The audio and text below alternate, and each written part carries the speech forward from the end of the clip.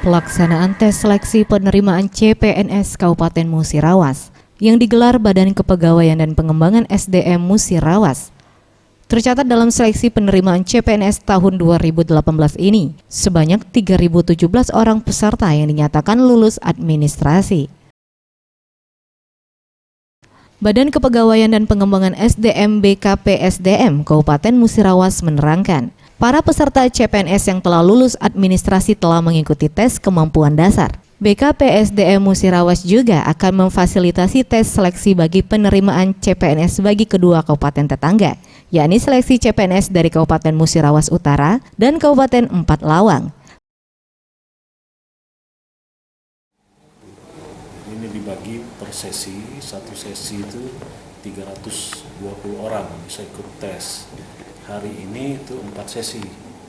Hari ini ada 4 sesi, besok Empat Lawang, kemudian terus Muratara. Untuk yang pelaksanaan di gedung auditorium Kabupaten Musirawas ini. Dan semua karena masalah peralatan itu dari pusat semua. Itu ada vendor yang menangani itu dia sudah koordinasi. Jadi urusan teknis peralatan macam kita daerah tidak ikutlah, kita membantu fasilitasi. Sementara itu, disinggung perihal kesiapan teknis listrik yang sering mati mendadak, BKPSDM Musirawas sebagai penyelenggara telah memastikan persoalan tersebut telah dikoordinasikan bersama instansi terkait. Tim Liputan, Sriwijaya TV.